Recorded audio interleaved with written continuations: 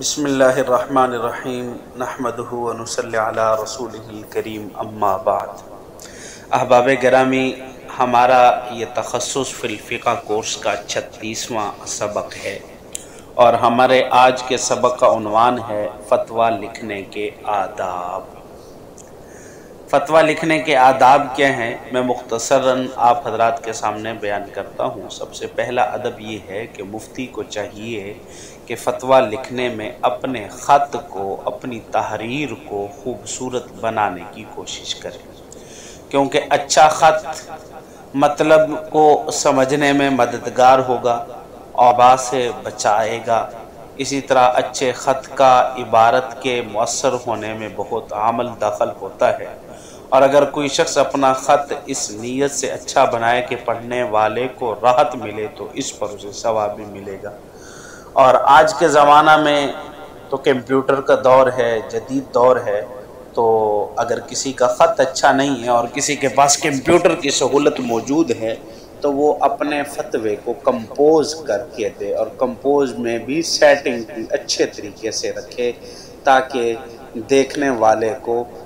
اطمینان حاصل ہو کہ کسی اہل علم کا یہ لکھا ہوا ہے۔ اور دوسرا اس کا جو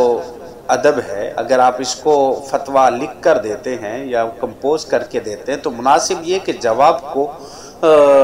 اسی کاغذ پر لکھا جائے جس پر سوال لکھا ہوا ہے۔ بہتر یہی ہے کہ اسی، مثلا اگر آدھے کاغذ پر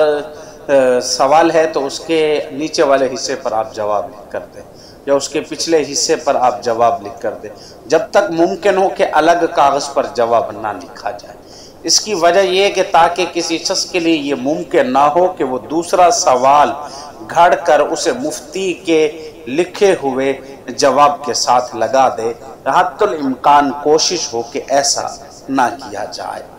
بہرحال اگر ایسا ہو تو پھر ایک صورت اور بھی ہے آج کے زمانہ میں کہ اس پر بھی مہر، سوال پر بھی مہر لگا دے اور جواب پر بھی مہر لگا دے، اور دونوں پر فتوے کا نمبر بھی ہو، یعنی جو مہر لگائی جائے اس مہر پر فتوے کا نمبر ہو۔ اگر سوال اور جواب کے کاغذ الگ الگ ہیں تو اس پر بھی فتوے کی مہر، نمبر والی مہر لگا دے، اس پر بھی لگا دے، تاکہ اگر سائل کوئی اپنی طرف سے کوئی غلط نیت رکھتا بھی ہے، اللہ تعالیٰ اس کو اس کی غلط نیت استعمال نہ کرنے دے۔ تو تیسرا ادب یہ ہے کہ مفتی اپنے فتوے کے آغاز بسم اللہ الرحمن الرحیم اور اسی طریقے سے حمد و صلات سے کرے، درود شریف سے کرے، اللہ کی تعریف نحمدہ و نصلی علی رسولہ الکریم سے بھی کر سکتا ہے۔ بسم اللہ الرحمن الرحیم سے اپنے فتوے کا آغاز کرنا چاہیے۔ اور چوتھا فتویٰ لکھنے کا ادب یہ ہے کہ ایسی لکھائی مناسب ہے جس سے کوئی اشتباہ پیدا ہونے کا ڈر نہ ہو۔ دیکھیں، ایسی لکھائی ہونا مناسب ہے، سب سے اچھی جو ہے وہ تو یہی ہے کہ جس میں کسی قسم کا کوئی شبہ نہ ہو۔ البتہ ایسی لکھائی کہ جس میں اشتباہ ہو جائے وہ نہ لکھے، اس لیے اشتباہ کے ڈر ہو کسی لکھائی میں تو وہ نہ لکھا جائے، البتہ جس میں شبہ نہ ہو، بالکل واضح حکم ہو، واضح حکم کر کے لکھنا چاہیے۔ اور پانچواں ادب یہ ہے کہ مفتی اپنے جواب کے آخر میں واللہ اعلم یا واللہ تعالی سبحانہ و تعالی عالم بالصواب، واللہ عالم بھی لکھ سکتے ہیں، سبحانہ و تعالی عالم بالصواب بھی لکھ سکتے ہیں، اور اسی طریقے سے آپ یا اس طرح کا کوئی اور جملہ بھی لکھ سکتے ہیں، یعنی واللہ الموفق لکھ سکتے ہیں، یا اس جیسا کوئی اور جملہ لکھ سکتے ہیں۔ لیکن فتویٰ شروع کرنے سے پہلے آپ بسم اللہ لکھیں، اور پھر بسم اللہ کے نیچے الجواب حامدا و مصلیہ لکھ سکتے ہیں، اور الجواب والصدق والصواب لکھ سکتے ہیں۔ یہ الفاظ آپ فتوے کے شروع میں بھی لکھ سکتے ہیں۔ اور اسی طریقے سے ایک اور اردو میں جملہ جو آج کے دور میں اکثر لکھا بھی جاتا ہے، بلکہ لکھنا بھی چاہیے، کہ یہ جواب مذکورہ سوال کے بنیاد پر دیا جا رہا ہے، یا اگر سوال صدق پر مبنی ہے تو اس کا جواب یہ ہے۔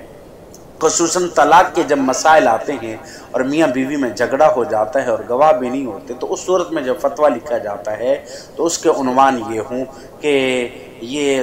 فریقین کے بیان سننے کے بعد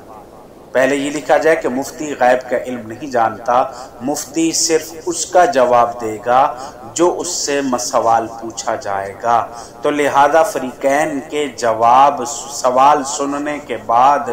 اس بات تک ہم پہنچے ہیں کہ ان دونوں کے درمیان صلح ہو سکتی ہے نہیں ہو سکتی، پھر اس کے بعد آگے جواب لکھا جائے۔ تو ابتدا کے اندر اس قسم کے جملے یا الفاظ یہ لکھنے چاہیے۔ اور پھر آخر میں ایک ادب یہ بھی ہے کہ مفتی اپنے جواب کے آخر میں ایسے دستخط کرے جو سمجھ میں آتے ہوں، اور اس کے آخر میں فتویٰ لکھنے کی تاریخ بھی لکھ دے،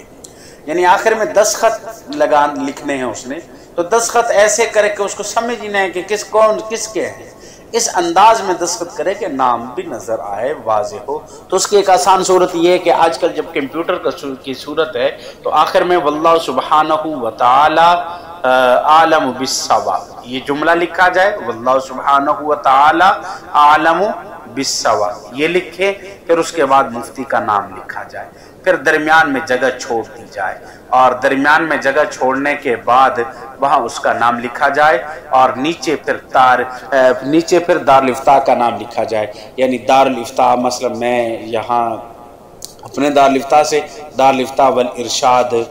چنیوٹ کے نام سے، یا دارالفتاء جامعہ اسلامیہ امدادیہ چنیوٹ کے نام سے، یا کوئی اور جیسے آپ جس دارالفتاء سے آپ فتویٰ لکھ رہے ہیں آپ اس کا نام لکھ سکتے ہیں، اور پھر اس کے آخر میں تاریخ لکھ دیں۔ میں اگر کسی صاحب کو یہ سمجھ نہیں آ رہی تو میں ایک فتوے کی، وہ مجھ سے پرسنل میں بھی پوچھ سکتا ہے، میں ایک فتوے کی تصویر اس کی طرف بھیج دوں گا تاکہ اس کے لیے فتوے کا انداز آسانی سے سمجھ میں آ سکے۔ اللہ رب العزت ہمیں عمل کرنے کی توفیق عطا فرمائے۔ وآخر دعوانا الحمد للہ رب العالمین۔